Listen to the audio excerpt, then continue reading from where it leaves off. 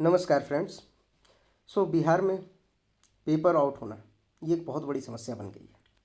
और अगर बात की जाए बिहार कर्मचारी चयन आयोग यानी बिहार एसएससी की, और पेपर आउट ये शब्द इसके साथ न जुड़े, ये तो हो ही नहीं सकता।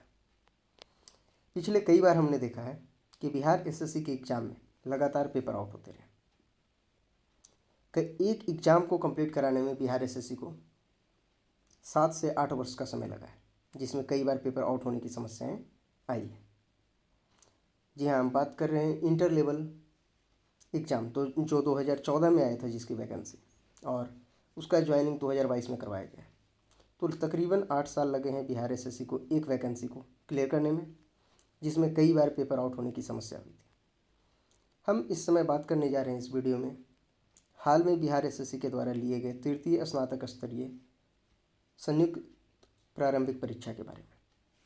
जी हाँ, हाल में बिहार एसएससी के द्वारा 3 चरण में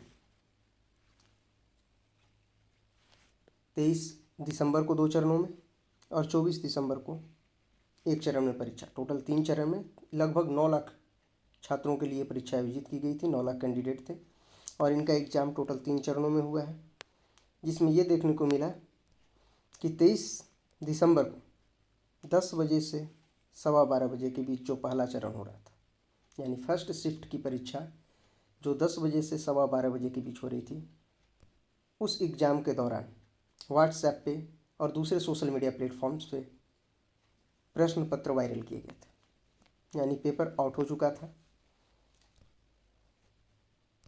एग्ज़ाम ख़त्म होने के बाद छात्रों ने इस पर हंगामा शुरू किया। जब अभ्यर्थियों ने इस पर हंगामा शुरू किया, इस बात को रखा आगे जाकर, तो बिहार एसएससी की तरफ से इस मामले को इकोनॉमिक ऑफेंस यूनिट यानी आर्थिक अपराध इकाई पटना को ये केस सौंप दिया गया। और उसने अपने क्रम में जो पाया है उसके आधार पर बिहार एसएससी ने 23 दिसंबर के प्रथम चरण यानी फर्स्ट शिफ्ट का एग्ज़ाम कैंसिल कर दिया है।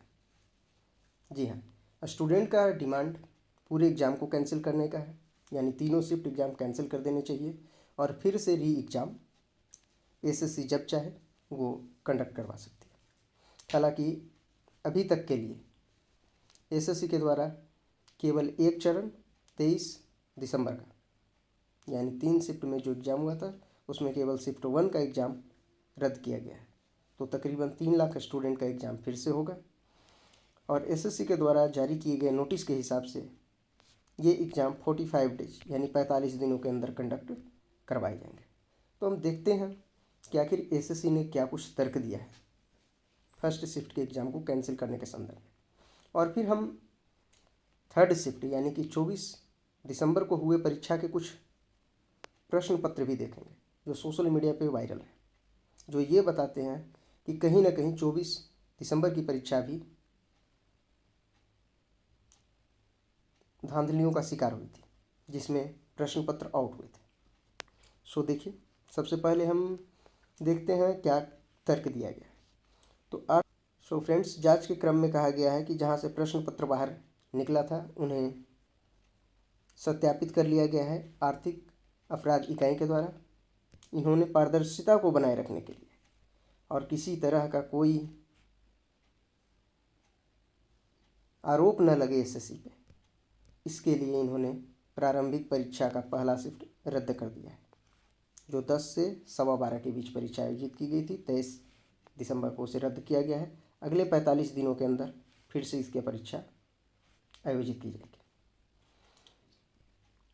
हालांकि इस समय एक और समस्या बनी हुई है कि छात्रों का डिमांड लगातार है कि पूरी परीक्षा को रद्द किया जाए, लेकिन अभी तक केवल एक शिफ्ट रद्द किया गया है।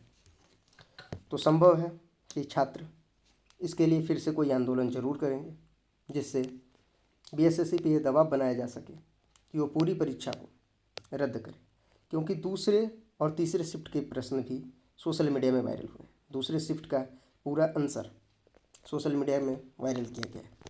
तो आइए अब हम कुछ प्रश्न देखते हैं जो 24 दिसंबर को पूछे गए थे। जिन लोगों ने भी 24 दिसंबर को एग्ज़ाम दिया है, यानी जिनका भी एग्ज़ाम तीसरे शिफ्ट में हुआ है, वो कमेंट बॉक्स में अवश्य बताएं कि क्या ये प्रश्न उसी एग्ज़ाम में पूछे गए थे। हालांकि ये कई कैंडिडेट के द्वारा वेरीफाई किया जा चुका है कि ये वही प्रश्न है जो एग्जाम में पूछे गए थे। तो देखते हैं कुछ प्रश्न।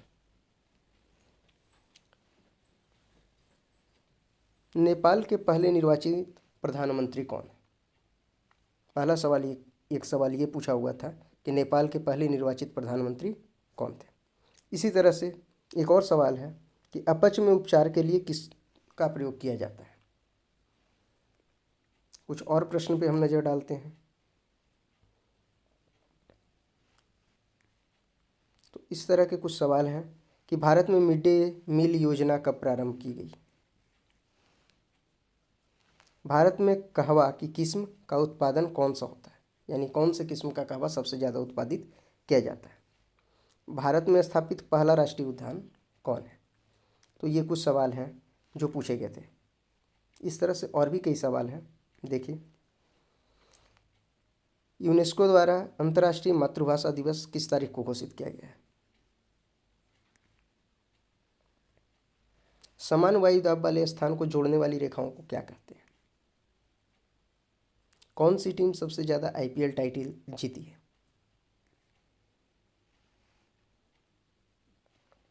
म्यांमार का पुराना नाम क्या है? सो फ्रेंड्स, ये कुछ क्वेश्चंस थे जो 24 दिसंबर के थर्ड शिफ्ट के एग्ज़ाम में आए थे, यानी एसएससी के द्वारा जो 3 शिफ्ट में एग्ज़ाम लिया गया था, जिसका थर्ड शिफ्ट 24 दिसंबर को था, उसमें कुछ सवाल पूछे गए थे।